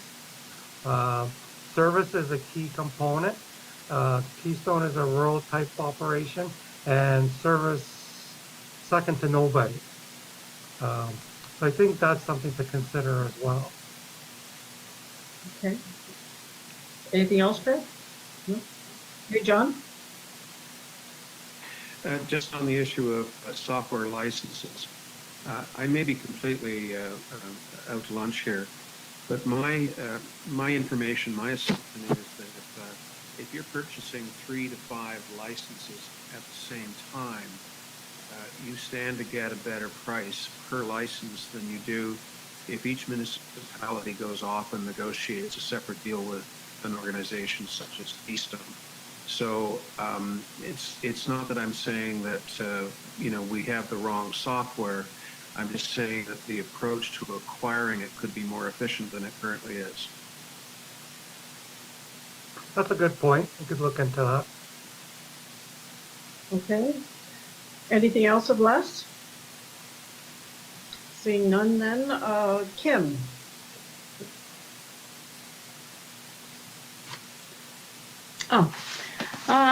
Not very much, just letting council know that Island Lake Family Park, the gates and the lock for the gates has now been installed, and the volunteers are opening and closing on a regular basis. Signage is up, and we've had compliments sent to us regarding the signage. It's very clear. It's certainly visible, and so the park is closing at 6 p.m. every night at the present time, following the CBC hours of operation. So that's what's happening up there. But that project is complete and working well. I've had a lot of emails from residents wondering what type of winter activities are going to be going on in Mono. Predominantly asking if our skating rinks are going to be open. So quite pleased when they get my response that we are opening all 3 rinks, and all of the supplies for the rinks have now been delivered, and it's just a matter of Mother Nature cooperating and the volunteers having the time to get them in. So I expect all rinks to be up and running over the Christmas period, provided Mother Nature cooperates with us. And as far as staff is concerned, recreation staff right now are working on the washrooms over at Mono Center. It was in the capital budget for this year, so we're finishing those off. The deck is now finished as well. And yeah, I think that's about it. I'm busy with writing grant proposals and just tying up loose ends for the end of the year. Any questions of Kim? Yes, Ralph? Kim, it sounds like you're moving on this washroom quite quickly. Have you some idea when it'll be finished? This is the, just so we're clear, this is not the washroom at Menorah Park. This is the washroom at Mono Center, indoor washrooms at Mono Center, which have been on the books for the entire year. The outdoor washroom at Menorah Park is presently being reviewed by CBC staff, and I'm awaiting their response before proceeding any further. Okay. So thank you, Kim. Mr. Trotman, are you still with us? I am here. Yes, I am still here. Thank you very much, Miran. Not too much to report at this time. I've got upcoming meetings with Dufferin County. The pod planners of Dufferin respecting the update. And with a focus on finalizing up the agricultural overlay or the provincial agricultural overlay, as well as growth management numbers. So I have some things to discuss with them probably this coming Friday, I believe. Of course, we're up for review for plan. This isn't, as you know, we have upcoming or pending applications for community of adjustment. That will probably go to a January meeting, though, at this point. Yes, I'm aware, too, of the fair amount of chatter on Bill 229. We shall see what comes as a result of that. It's been on the news, radio, TV, and even the CEO of NBC, of course, had a commenting section on CBC News only yesterday on the news. So it could be quite significant. Beyond that, we got notice up for the microbrew, and I'm working on some other things. That's about it for me for now with council. Thank you. Okay. Any questions of David? Seeing none, then we'll thank you, David. Move on to Mike. Thank you, Your Worship and Council. So just getting caught up a bit. We got through our first snowstorm. The phone calls were very typical. To everybody getting accustomed to the white stuff coming again. And I am trying to get quotes for the driveway apparatus, but it's proving to be a not so relevant piece of equipment that is out there. But our number one plow driver or plow manufacturer has told me that he's working on it. He hasn't forgot about it. But it has been 10 plus years since they last sold one of these items, and he's not aware of a lot of them in existence right now, other than in Quebec that they're working on them. So I am continuing to work on that. It is proving to be potentially financially cumbersome, but I'll try and put something together for council. Okay. Any questions of Mike? Yes, John?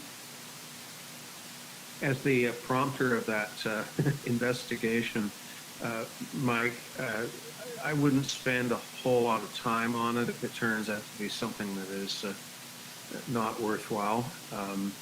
It looked interesting at the time, but if it's impractical, costs a lot, and doesn't really work that well, I can understand that. I think the video that I sent around sort of seems to be the best process, which adds an extra loader and an extra staff person. So multiply that by 250 kilometers of road, both directions. Considering we have 11 machines, it's interesting. I'll let them. I won't dig too hard, but I'll keep digging and let them provide us with information. Get some estimates of what it would look like for one machine, and we'll multiply that by 10. Okay. Any other questions of Mike? Okay. Thank you very much, Mike. Fred Simpson? I have just one thing that I wanted to bring up and just let council know that the province passed the Ton Amendment Act just the other week. This would remove daylight saving time from the province. However, it moves us on to permanent daylight saving time, not standard time. It is contingent, however, on both Quebec and New York State passing similar legislation, but it won't come into effect unless those jurisdictions also pass similar legislation. And that's all I have, Your Worship. Any questions of Fred? Seeing none, then Mark. I got to give Fred more to do. We're obviously at year end, so just so council's aware, we filed with the fire marshals and emergency management report the year end reports for the Rosemont Fire Department with Mike BYLAWS. As council saw on the agenda last week, we were submitted with an audit with AODA, so that's due on the 15th next week. I believe that's Wednesday. We've also got to respond to the Ministry of Environment on the landfill on the 15th of next week.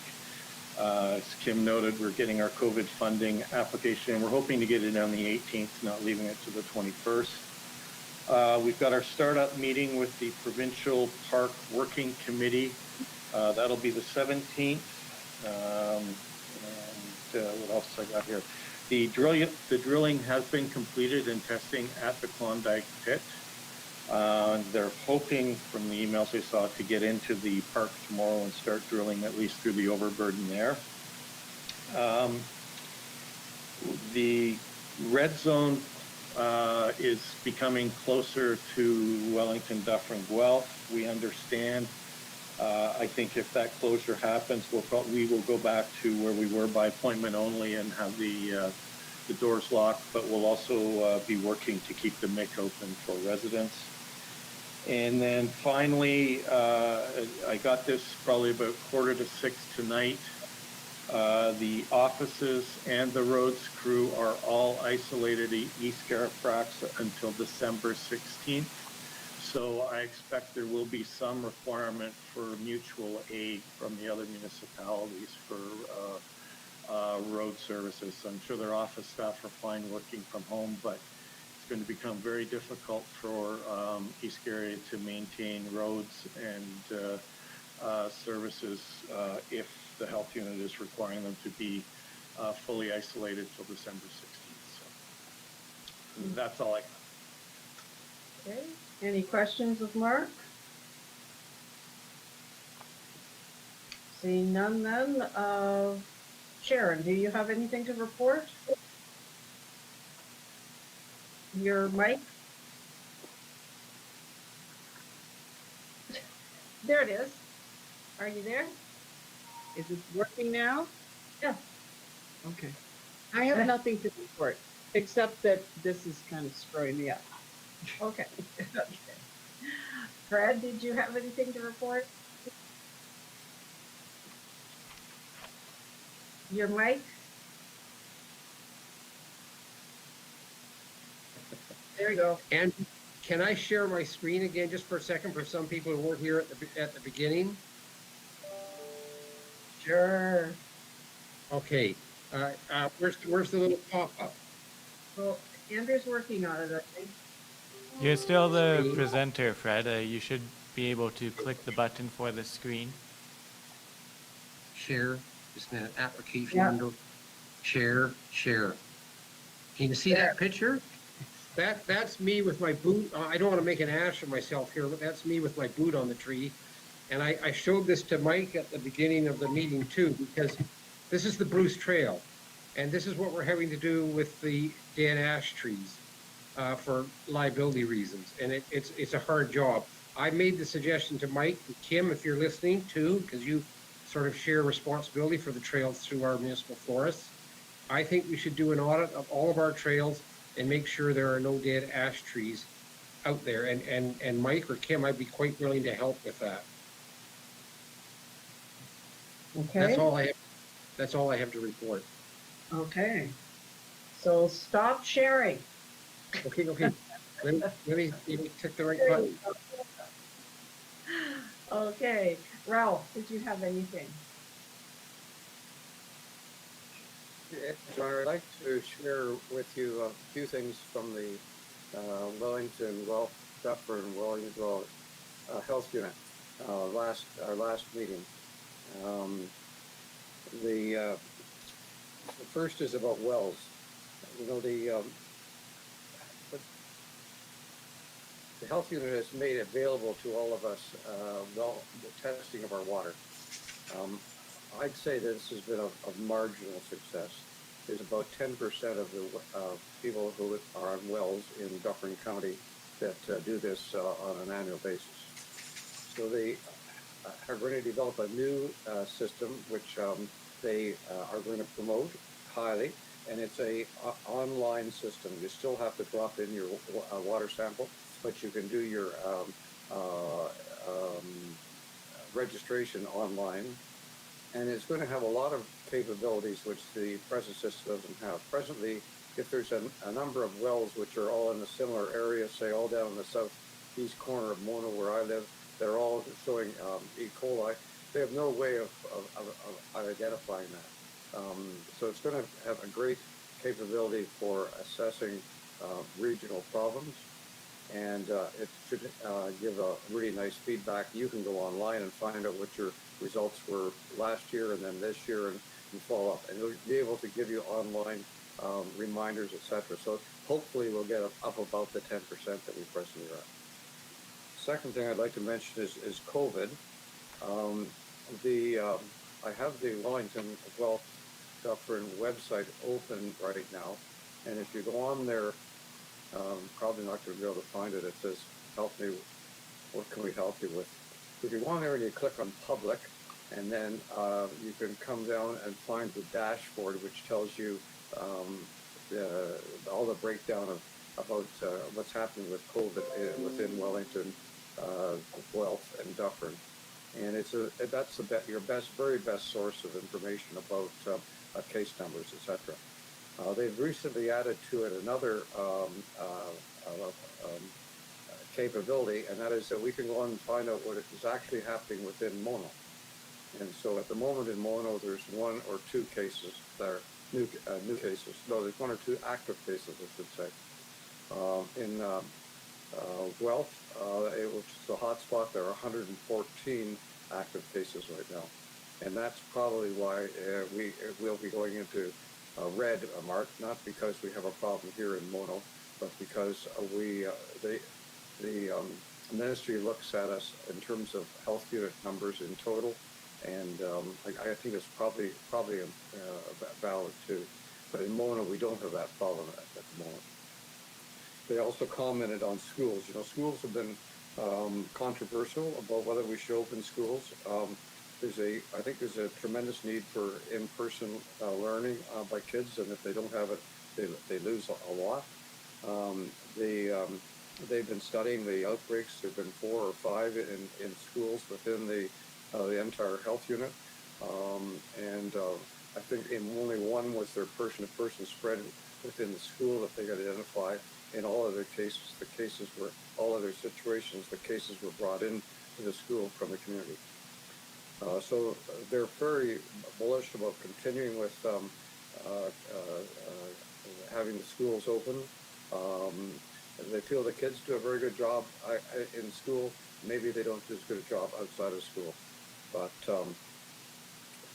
in terms of transmission, they're really emphasizing the importance of transmission through aerosols. Aerosols are these fine little droplets that linger in the air, not the big ones that are supposed to fall to the floor after 2 or 3 meters, but the small ones which are coming out of my mouth right now, for example. Just talking is producing them. And they're emphasizing that transmission is occurring within enclosed spaces with small groups. And this seems to be probably where a lot of the problem is right now. And that's the reason for saying, well, you really should not be getting together with your friends, even if it's 2 other friends that you know quite well. And this is really affecting people because Christmas is coming up. But clearly, this is a problem area for us. Our numbers are way up, as you know. I think it was 1,900 in Ontario the most recent day. So we're a long way from having this thing under control. The vaccines are coming, which is very encouraging, but that's going to be a long time until we get everybody covered. I won't suggest how long it's going to be, but there are many numbers. Racism. Racism is a new thing which they're looking at in terms of it being a public health issue.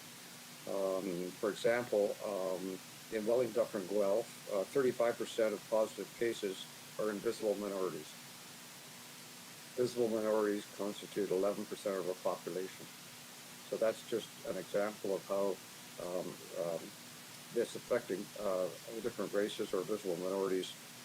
And so they're looking at racism as something that they need to study a little bit more and understand it and be able to deal with some of the issues. And as you're probably aware, there are many organizations which are starting to do this as well. And that, Your Honor, is all that I have to say. Thank you. Okay, thank you. Deputy Mayor? Yes, a couple of things. I know we're not at notices of motion, and I don't have a specific one for this evening, but I just want to put everybody on notice that I will be bringing forward a motion at the next meeting dealing with the proposed 413 highway. A motion along the lines of the one that was successfully brought to Orangeville Council by Grant Peters. This is particularly troubling on two or three fronts. It will add to traffic issues in Dufferin County, as there will be intersections within the town of Caledon that lead to increased traffic on Caledon roads that will empty onto Highway 9 and subsequently onto county and municipal roads here. The second thing that concerns me is that the province appears determined to go ahead with this, but it won't address the very simple list of issues that we have put to them for many, many years. Such things as signalization at Camilla, such things as dealing with that vanishing lane on Highway 9, east of the, west of the first line, just simple stuff that we can't even get a response on. And yet they seem determined to ram through a major superhighway 11 or 12 kilometers north of 407. It makes absolutely no sense. My editorial for this evening. I'd like to make an inquiry on what steps we've taken to increase the amount of public relations information about our efforts to enforce our fill bylaw. And I raise that because it has come up in the past that there's no point in enforcing our fill bylaw if we're not going to publicize the fact that we are doing so. And yet another instance has been brought to my attention, as I believe all of council's within the last 24 hours, where a property owner is frequently violated our fill bylaw. And I don't think we're getting the message out there. I think we need to do a lot more to get that message out. So I just throw that out there. Okay. Any comments from staff as to where we're at with providing that information to our residents? Yeah, we were waiting, John, we were waiting to have the papers filed with POA. I understand that the documents have all been completed. Eugene is now working through the COVID process with our paralegal, and I expected that to probably be done this week, maybe early next week. I don't know, Fred, if you've got any better information on that. So we haven't gone public with it until we could get the actual charges put forward. So that's why we hadn't gone public yet. So, I have to imagine it's... Sorry, Fred. So yeah, they've all been filed. They've all been signed back by Justice of the Peace, and Eugene will be issuing summons either later this week or the beginning of next week. Okay. So once the charge is for and it's public information, regardless of where the summons is at. Yeah. So we just got back this week from the Caledon POA court. Confirmation that they've been signed off. So that just happened this week. Okay, thanks, Fred. Well, so unfortunately, that's no. Hang on, John, for a sec. Yes, Mark? I was just going to say, so we'll start moving forward in a public process to get a press release out there and let people know that that's where we're going, and get that out to council as well. Okay. Yeah, zero tolerance for bad behavior, because we have another really bad example of somebody going ahead and doing something in a very visible public spot, and it troubles me. Is this the one at 5 Side Road, John? I'm not sure which one you're referring to. Yes. Okay. Well, the house has been under construction for a while. So.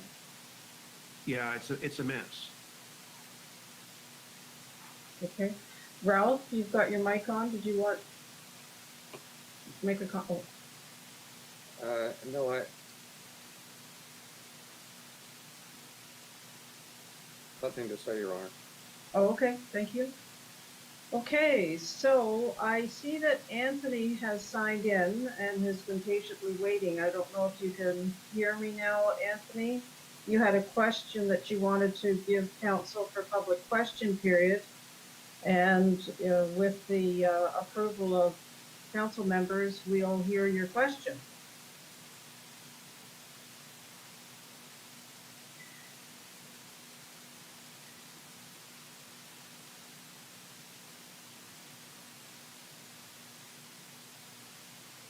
Can't hear.